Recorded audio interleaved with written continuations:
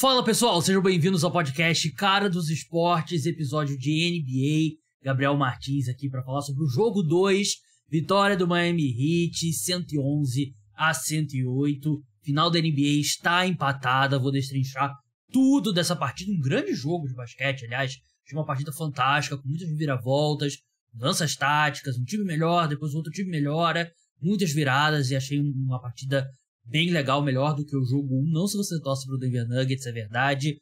Antes de mergulhar no jogo, não deixe de seguir o podcast Cara dos Esportes, seja no aplicativo que você escuta, Spotify, Apple Podcast, Google Podcast, tem todos os principais aplicativos. No YouTube também, em vídeo, se inscreva lá no canal, dá aquele like, liga as notificações.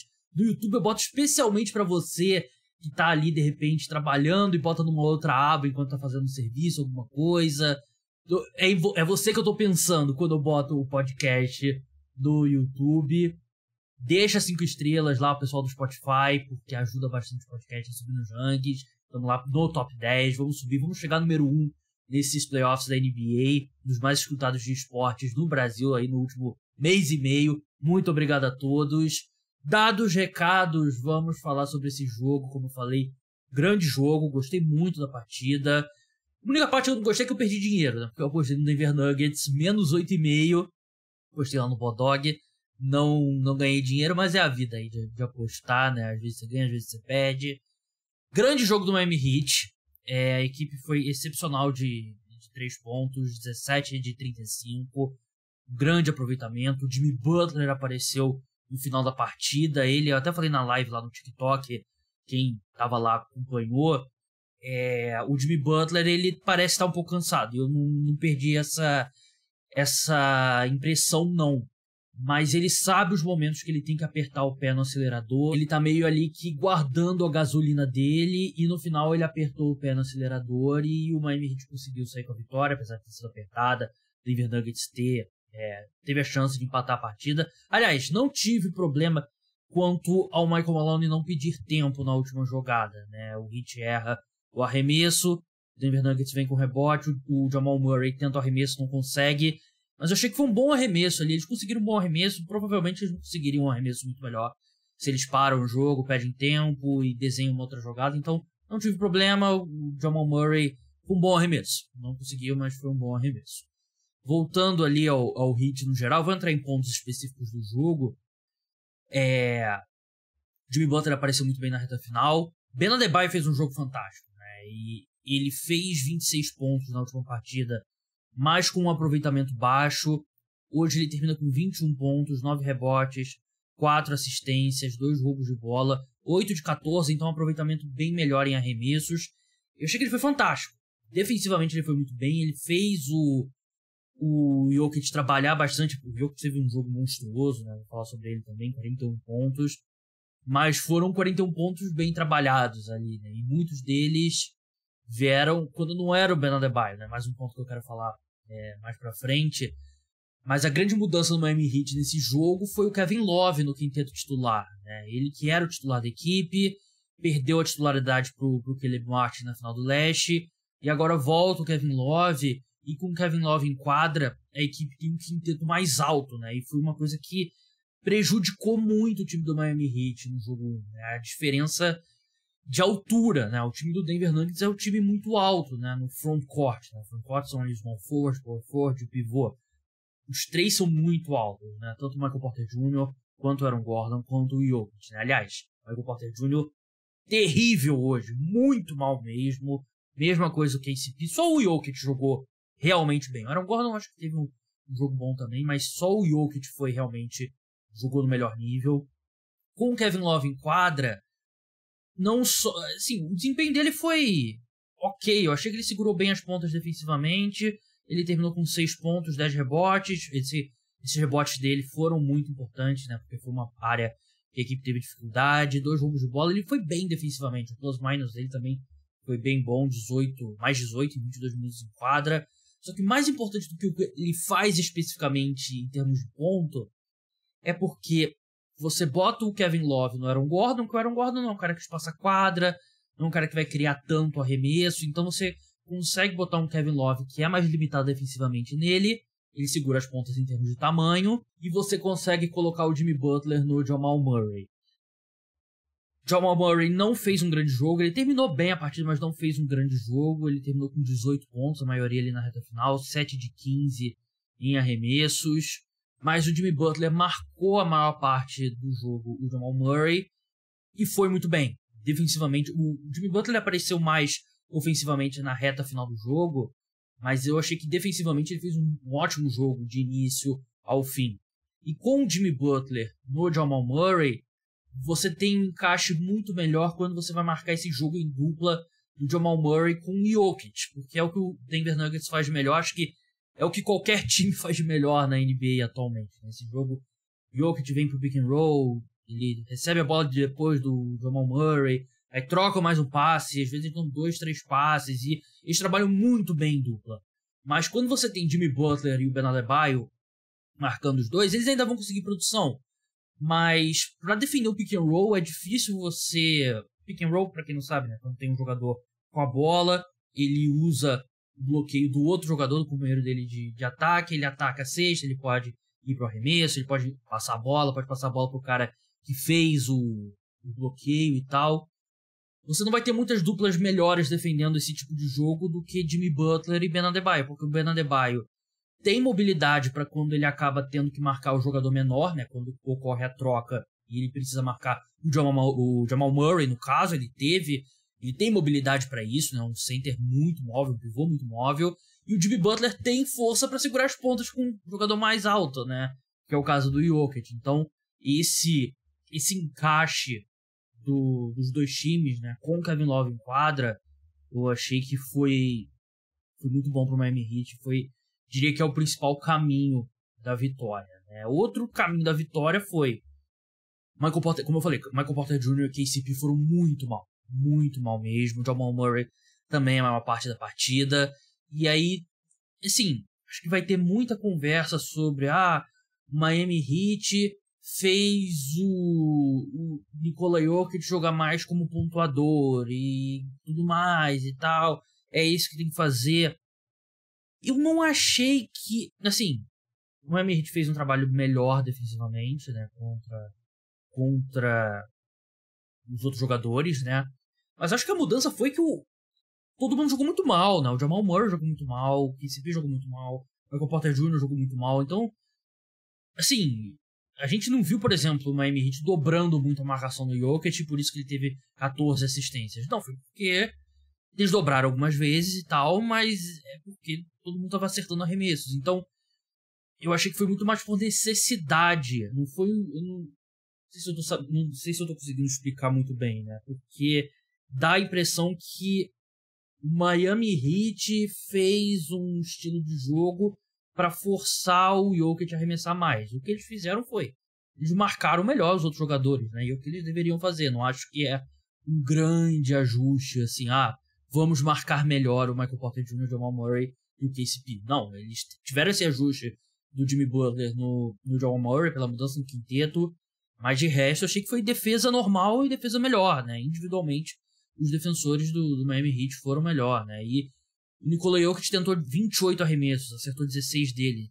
Grande jogo, teve mais 8 lances livres, 11 rebotes, 4 assistências. Fez um grande jogo, só que não é o jogo que o Jokic quer. O Jokic, ele quer envolver os companheiros, quer fazer assistências, e ele consegue fazer isso, mas ele não é o estilo de jogo que ele tá mais confortável, né? O Jokic, ele tá mais confortável quando ele tenta ali 20 arremessos e tem 8, 9 assistências por aí, né? E nesse ponto, de novo, eu não acho que é um grande ajuste o Miami Heat. Vamos fazer o Jokic pontuar mais. Não, eles defenderam melhor os outros jogadores, e os outros jogadores também foram muito mal. O jogo começa com o Max Strus pegando fogo. Pareceu o Klay Thompson num jogo 6.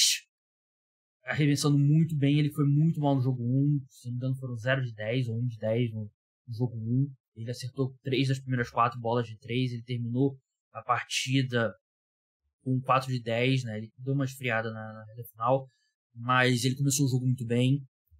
Denver teve muito problema com a movimentação no perímetro ali do Miami Heat, que foi um negócio que o Boston Celtics também teve problema, né? De O Miami Heat tem umas movimentações muito inteligentes, né? Que o jogador vai, ele dá meia volta, aí faz um bloqueio muito rápido com outro jogador e ele consegue um arremesso de 3, né? E muita movimentação fora de bola que prejudicou o Boston Celtics e prejudicou o Denver Nuggets no jogo de hoje.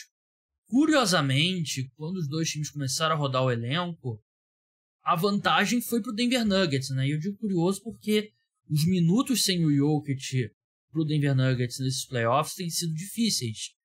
Mas hoje foi o contrário, né? A equipe foi muito bem nesses minutos. O Miami Heat sofreu muito sem o Jimmy Butler, porque quando ele foi pro banco, o Jamal Murray teve mais liberdade, né? E foi um momento que o Jamal Murray foi muito bem ali no segundo quarto.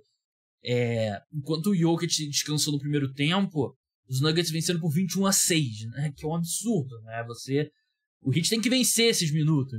E o Nuggets virou e abriu vantagem com o Jokic descansando, né? No terceiro quarto é um jogo mais equilibrado, né? Os Nuggets venceram o terceiro quarto, por 26-24. E aí a partida muda de cara no início do último quarto, né? O Duncan Robinson entrou, foi muito bem. Ele mudou o jogo, né? Porque ele acertou 3 bolas de 3 basicamente seguidas. E o ataque do Miami Heat funciona muito melhor do que com o Duncan Robinson. E a questão que impede que ele jogue mais, porque ele é muito ruim defensivamente, né? E o Heat, sempre quando o Duncan Robinson tá em quadra, eles tentam jogar mais em zona, o que não é o ideal contra o Jokic, né? Como eu falei no preview da final e no podcast pós-jogo 1.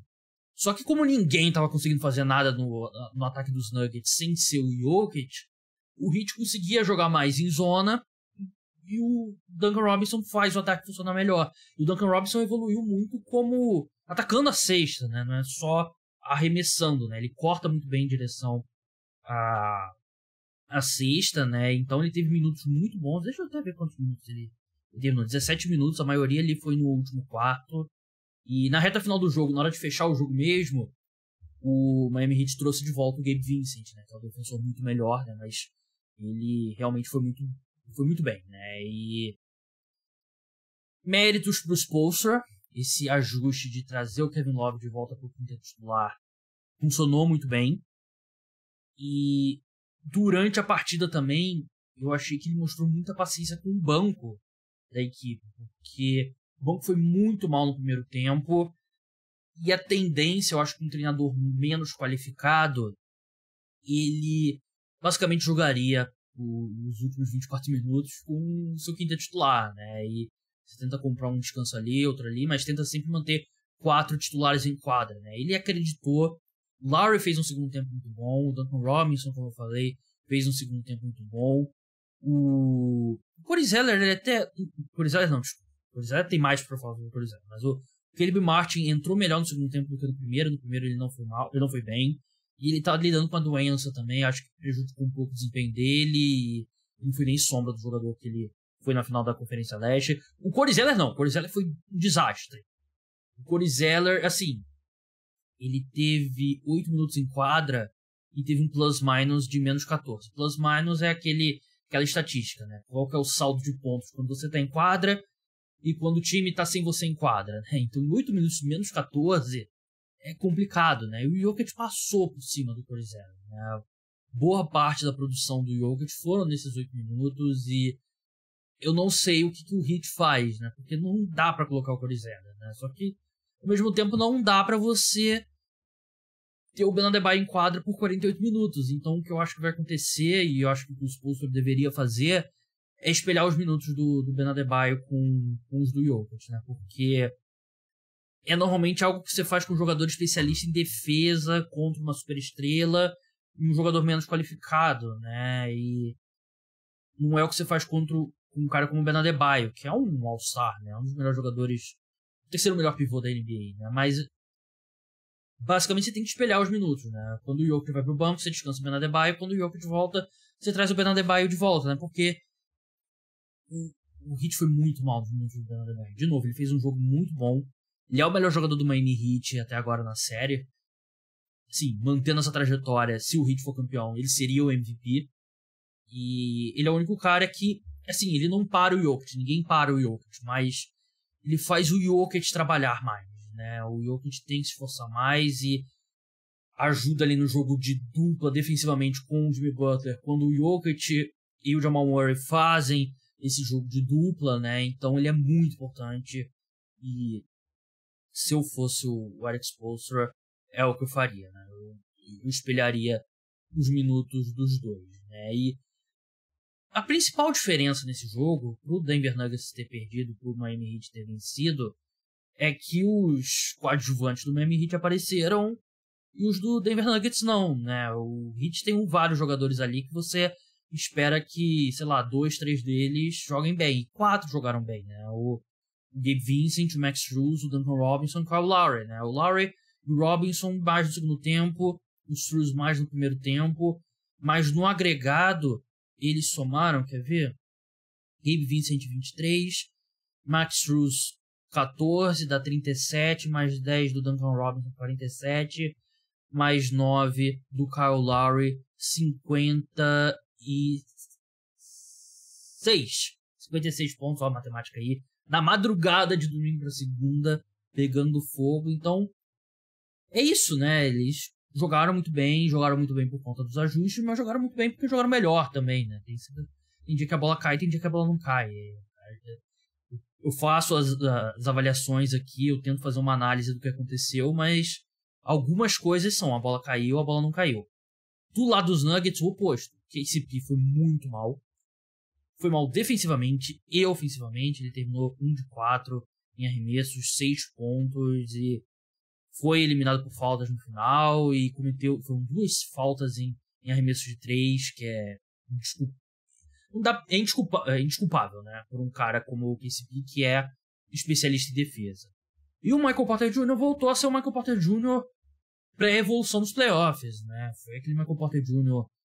sem energia na defesa, um cara que para a bola, que força arremessos, terminou 2 de 8 com 5 pontos, nenhuma assistência, 6 rebotes e foi muito mal, tanto que ele na reta final ele chegou a sair do jogo e assim, erros de leitura e erros de falta de esforço também do Michael Porter Jr., né? Que é indesculpável no final de NBA, né? Enquanto o Jamal Murray, não achei que faltou esforço, mas ele um cara muito qualificado marcando ele, né? Que é o Jimmy Butler, um cara maior do que ele, né? Que atrapalha também, né? Então, eu acho que precisa saber as horas de atacar, principalmente quando o Jimmy Butler estiver descansando, né? E o Jimmy Butler, quando ele vai para descanso, normalmente o Nuggets continua com o Jamal Murray, né? Com o Jamal Murray, o Jokic descansa primeiro, né? E depois volta o Jokic e o Jamal Murray, aí ele descansa um pouco, né? Então você tem que saber atacar aí nessa hora que o Jimmy Butler tá no banco, né? Como foi ele fez isso no primeiro tempo e não forçar o jogo, né? E eu até achei que ele não forçou tanto, né? 18 pontos, 10 assistências, 7 de 15. É ok, mas você precisa de mais do Jamal Murray, né? Então, acho que vai ser um foco do Denver Nuggets pro jogo 3, desculpa, lá em Miami. Mais formas de você tirar o Jamal Murray do Jimmy Butler, né? Enquanto do outro lado, a gente ainda não teve aquele grande jogo do Jimmy Butler ofensivamente. Eu achei que ele caçou um pouco mais o Murray, caçou um pouco mais o Jokic nesse jogo 2, né? Mas foi muito aquilo que eu falei, né? Ele não